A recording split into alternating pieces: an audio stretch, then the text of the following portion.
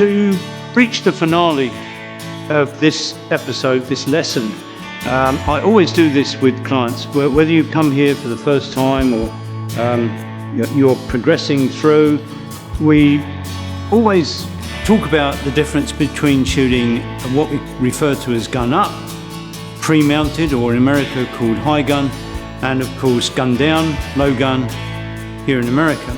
The two differences, of course, are based around the fact that, let's go back, the shotgun was originally designed to be shot gun down, just like your finger, walking in, that's what it was based on. Now, the difference in shooting gun up and gun down is a physical difference.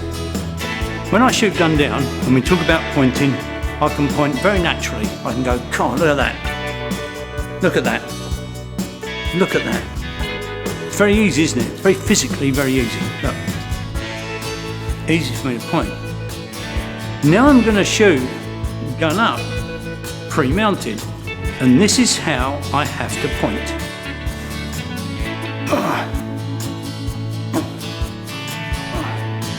The physical difficulty is increased substantially.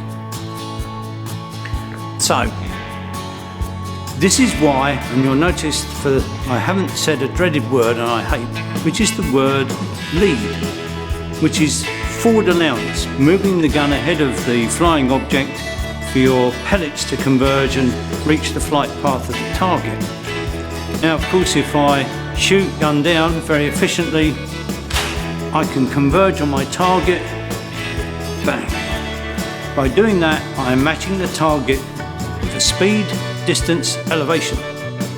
And also, like a golf swing, by the time I've made contact with the target, my swing is naturally accelerating. I don't have to think about it. But now if I'm going to mount my gun and shoot that same target, it's physically far more demanding. In a sense, and please don't be offended by this, but if you do shoot with your gun pre-mounted, you're turning your shotgun into a modern day musket. Because what would a musket have to do? You would have to lead the object that you were going to shoot at, because it took time, didn't it? I'm going to point at the running deer, I'm going to go click, boom, bang. And of course it took time to get out there. If we shoot with a gun pre-mounted, we have to see a positive picture of distance of varying degrees in front of the targets at which we shoot, because we're compensating for that physical difficulty. We're shooting it like a musket. It takes time.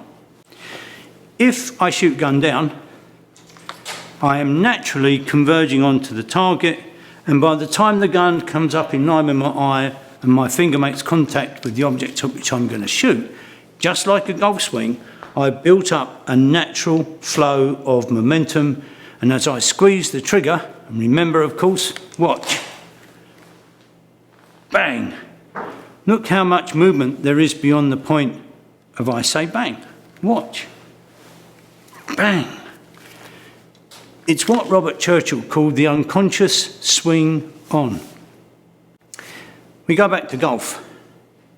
I shoot gun down. I always have done from an early point of time, not always correctly, but I did learn to shoot correctly once I met Roger Silcox. So, what I do is I don't have the necessity to see forward allowance. I'm converging on it, matching it for speed and accelerating ahead. However, if I'm shooting targets at different heights and different distances, what I do create is a bigger movement that corresponds with the distance and the height of that target.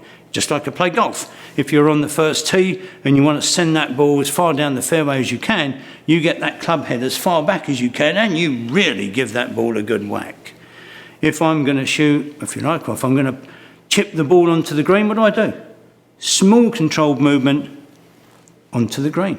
The same with me. If I'm going to shoot a 70-yard clay target or a big high bird, I make a big movement. Bang. If I'm going to chip it on the green, so I've got a small window of opportunity, I raise my gun to match the amount of movement, but I bring my gun stop point out because I can do this. Bang. Now, those are some of the things that we're going to talk about in the next series of these videos. We're going to continue to make a series for sporting clay shooters and fit ash shooters. We're going to make a separate series which covers the game shooting element, which is different. We're going to cover driven wing shooting. So when you go and shoot in England, Scotland, Europe, we're going to shoot high pheasant. We're going to shoot upland birds, walked up, and then we're going to incorporate the final series in that for the waterfowl and goose shooter. And that's going to be very interesting.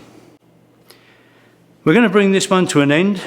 Firstly, I hope you've learned a lot. You've had your first lesson with me. Trust me, when people go out the door, hopefully they go out smiling, but they also go out fairly exhausted.